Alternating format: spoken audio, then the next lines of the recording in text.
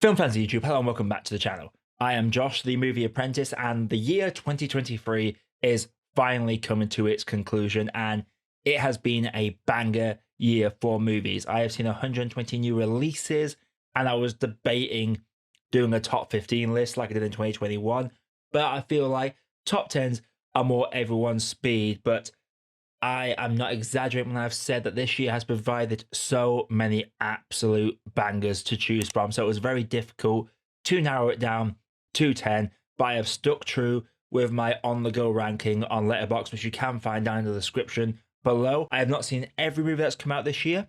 And in terms of what qualifies, for me, whenever I do these rankings, I say, is it a new film that I got to see this year? If yes, then it qualifies. So there might be some 2022 films on here that didn't release in the UK until 2023. And there might be some films at the London Film Festival that I saw this year that haven't yet even left the festival circuit until next year that might be in this list. So keep that in mind before we go ahead. But as there have been so many banging movies this year, it's going to be a bit of a lengthy list of honorable mentions that I'll get into right now. The Creator, Nimona, Cobweb, The Bike Riders, Anatomy of a Fall, Wonka, Past Lives, All of Us Strangers, Puss in Boots, The Last Wish, Talk to Me, Red Rooms, John Wick 4, Deep Sea, Killers of the Flower Moon, and Air. All of these had potential to be in my best of the year 10. They have sadly missed the cut thanks to some outright bangers on this. Now, before I begin, this is subjective. This is my personal opinion on what I thought was good, what connected with me personally. So there might be some films where you're wondering, why the hell have I put this on the list? And there might be some that you might not have heard of. And there will be some that you feel like should be on this list, but are not. So keep that in mind going forward. But without further ado, let's get into this list.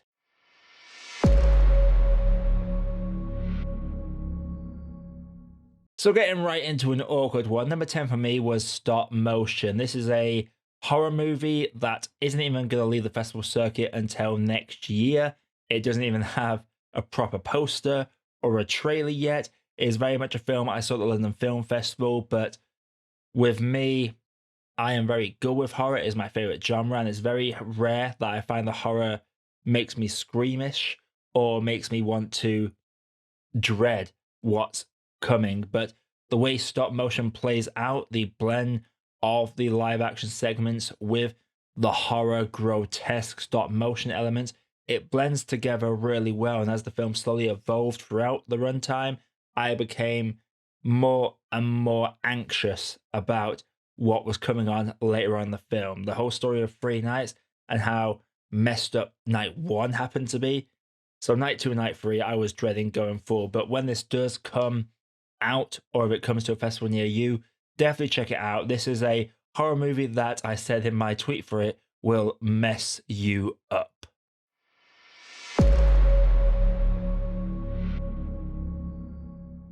Coming in at number 9 is The Fabelmans, that only got released at the start of this year in the UK. So this might be a 2022 film for most of you, but for me, it very much landed this year. And The Fabelmans, when I saw this, I was thinking there is no way anything is going to beat it this year, because that film just spoke to me on a spiritual level. I related way too hard with the main character in this. The semi-autobiographical take of it was really well done. But for me, this film was just, it won't work for everybody, but for those that have a creative mind and have tried to get into the creative industry and having to make sacrifices along the way, it is absolutely everything. And after being disappointed with Spielberg's previous effort, and after being disappointed with Spielberg's previous effort with West Side Story, I was so thankful to fully love one of his films once again.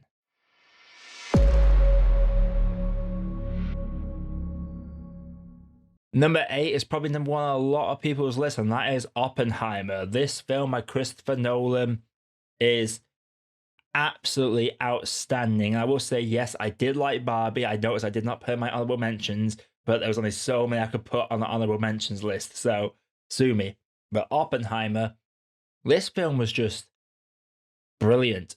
Like, absolutely brilliant. I am glad I did a little bit of research into the guy himself before going to watch this, because the first half hour, a lot of names being thrown out there, and a lot of his life is rushed through, but it remains cohesive. Cillian Murphy delivers an outstanding performance. Nolan directs the ever living hell out of this, and the ending of it will haunt me for a very long time. I still think about the ending to this day. And Robert Downey Jr. as well did not have to go so hard with his performance, but he did. And I can't wait to see where Oppenheimer lines up when it comes to award season.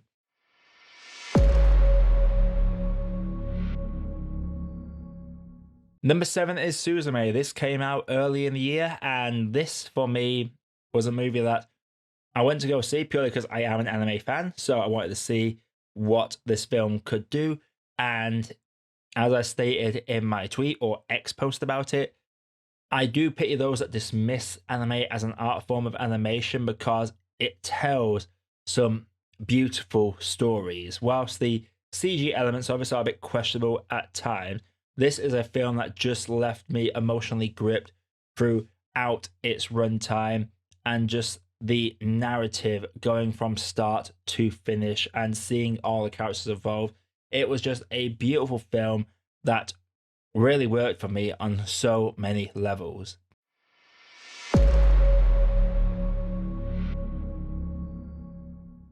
Command number 6 is Broker, a South Korean film featuring one of the actors from Parasite. And this is an awkward one for me because how do I describe this film other than say it is a wholesome movie about child trafficking? That is legit what this film is about. It's about two guys that take abandoned babies that have just been disposed of by mothers that don't want them to sell them to a high bidder, but a respectable family. But their methods get pulled to one side when the mum actually does come back, as she agrees to help them find a suitable parent. Throw in a kid that's a big fan of Son Heung-min, and suddenly we have this makeshift road trip family, all the while being pursued by two cops looking to catch them in the act so they can arrest them for said child trafficking. This is a movie that really needs to be seen because it is a fantastic movie that's just so wholesome and asks so many questions. And there's something that Asian cinema seems to have figured out, because with this movie, there are several points in this movie where I could see a Western movie maker making some choices that this film avoids, and it's all the better for it. I think my only issue with the film was that the ending felt a little bit too perfect and no one really got to be let down, which dragged it down a bit for me. But regardless, if you can catch Broker, do give it a watch. It is well worth your time. Before I get into my top 5, if you do like what you're seeing on the channel, do consider clicking that like button and subscribe for more reviews and rankings like this coming all the time. And stay tuned for my end of year celebration video. We are so close to the goal of 500, which I did not imagine I would ever hit a month and a half ago. But the views recently and the love for this channel have skyrocketed, so thank you from the bottom of my heart.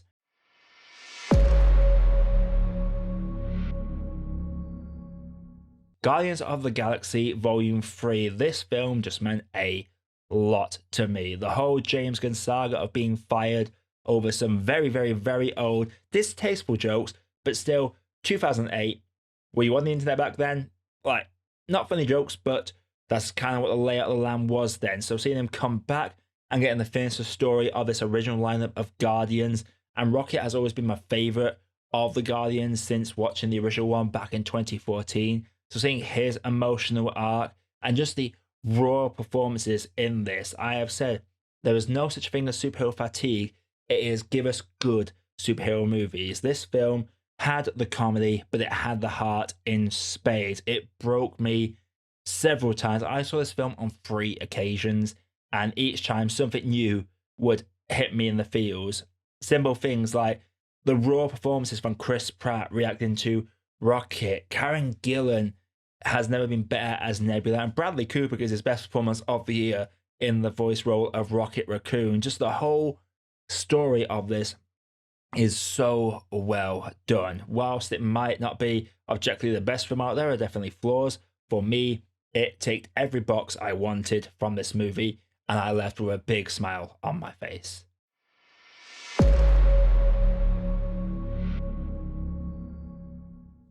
Number 4 is How to Have Sex, and this film was phenomenal. I missed it at the festival, had to wait till it came out, and it was well worth the wait.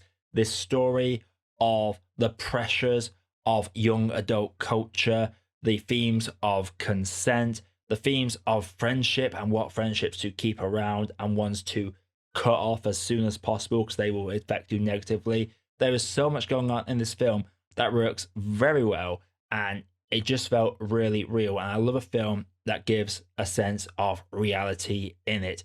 It's a very good movie, and Mia McKenna Bruce is definitely someone to watch out for going forward.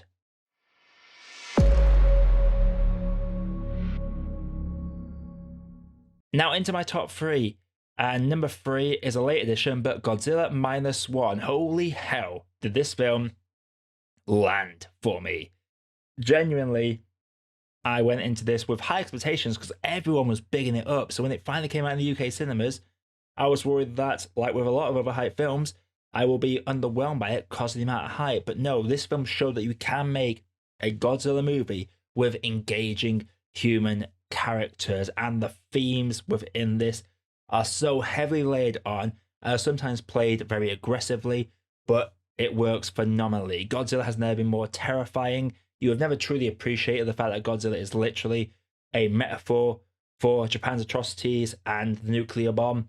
So seeing this whole film play out and seeing these human characters interact off each other, and all the side characters just hit the nail as well. I just love the fact that everyone was annoyed that Oppenheimer did not show Hiroshima getting bombed. Well, Godzilla Minus One gives you a demonstration of what that would have looked like, and it is not pretty. It is not for the faint of heart, and Godzilla Minus One definitely ups the ante in what cinema can be.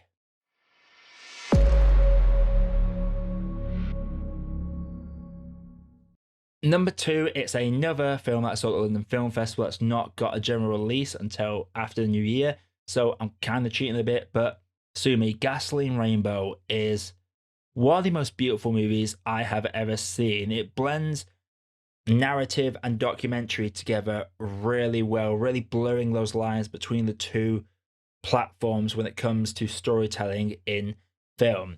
The fact that the directors basically wrote some scenarios, got some actors, and just present the scenarios and let them do what they wanted, let them say what they wanted, let them just interact and be people, and seeing some of the interactions between these teenagers having one last journey together before they have to grow up and get adult jobs versus adults that have been there and done that. The interactions between them are really well done, and from what I found out since, some of the things that people open their hearts up about in this are very real.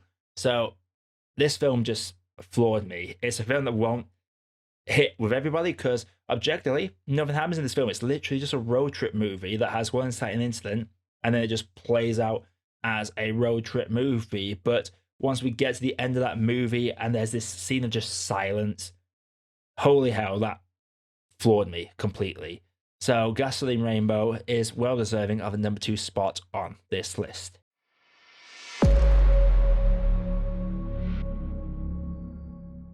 And as for number 1, of course, it was Spider-Man Across the Spider-Verse.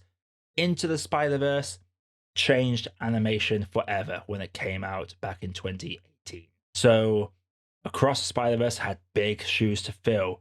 And whilst people will complain that this is only half a movie, it's a part 1, Empire Strikes Back is a part 1 as well. Like, it doesn't end happily, it ends with a cliffhanger leading into Return of the Jedi. And that's considered one of the greatest movies ever made.